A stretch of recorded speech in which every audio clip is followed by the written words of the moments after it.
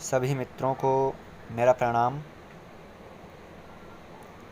मैं मनदीप रावत आपके मध्य उपस्थित हूँ। भास्वती के प्रथम पाठ अनुशासनम के साथ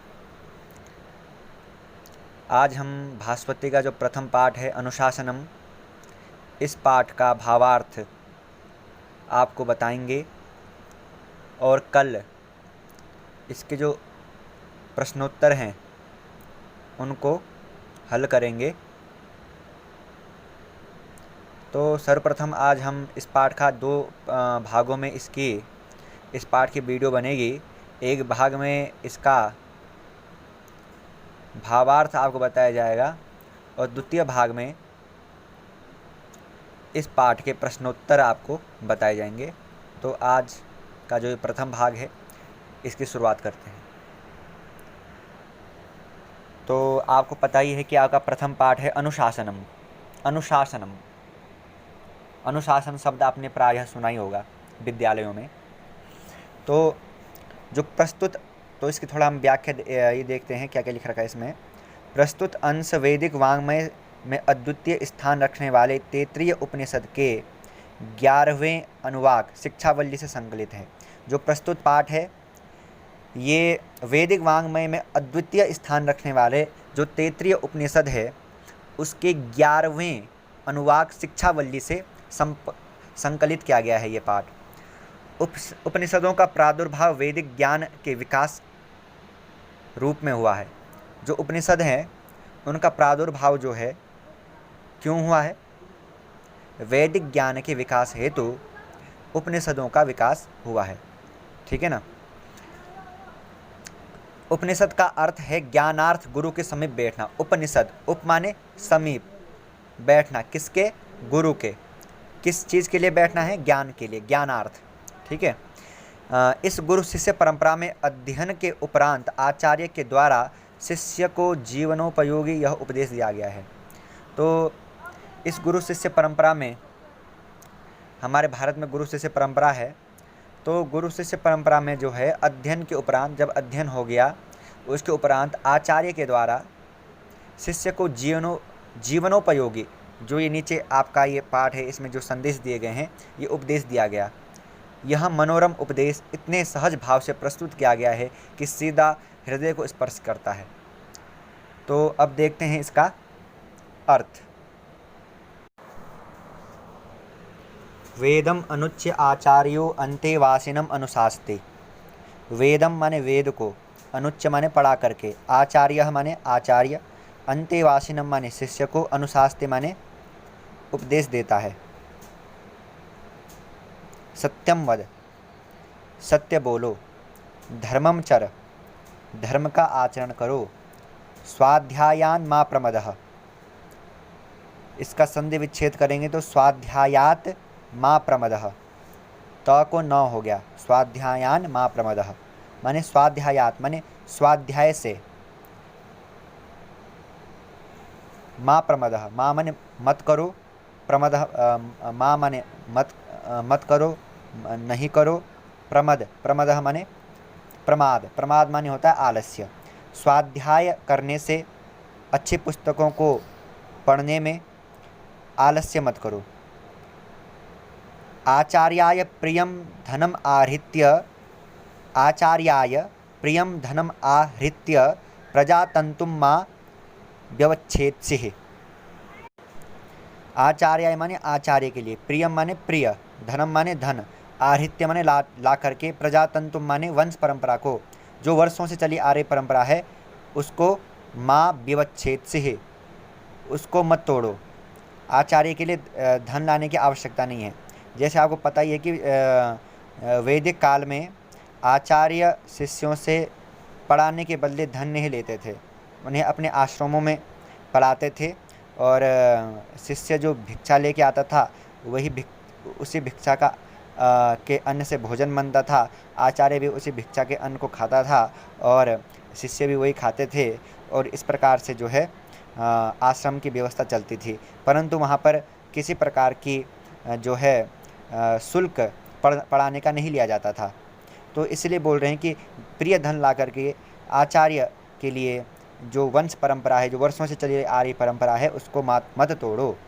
सत्यान प्रमदितव्यम, सत्याद धन न, सत्यात माने सत्य में, सत्य से, न माने मत करो प्रमाद, प्रमदितव्यम माने सत्य बोलने में प्रमाद मत करो, अर्थात हमेशा सत्य बोलो, सत्य बोलने में आलस्य नहीं करना चाहिए। धर्मान प्रमदितव्यम, धर्मान माने धर्म का आचरण करने में आलस्य मत करो, आलस्य मत करो।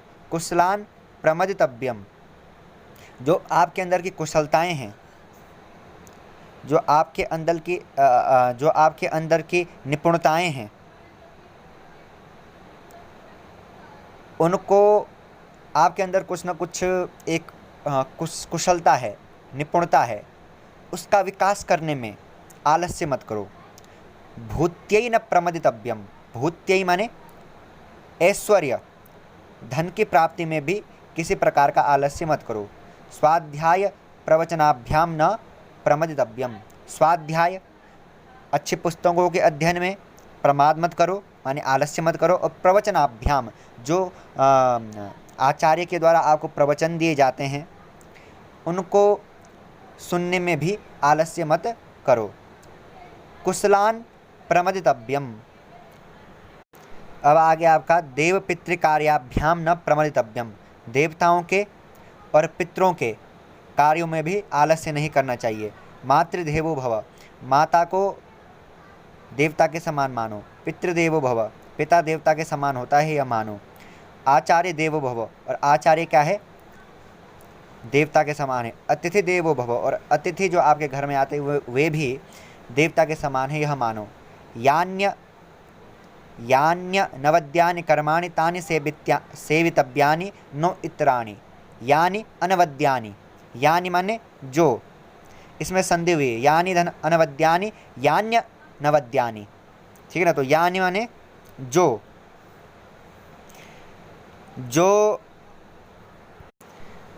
यानि माने जो, अनवद्यानि माने अनिंदनीय, अनिंदनीय माने जो अच्छे कार्य हैं, जिनकी निंदा नहीं की जाती है। कर्माणि माने जो अच्छे कार्य हैं, अनवद्यानि कर्माणि, जो अच्छे कार्य हैं जिनकी निंदा नहीं की जाती है। तानि सेवितव्यानि, उनका आपने क्या करना है, आचरण करना है, उनको आपने आचरण में लाना है, ठीक है ना।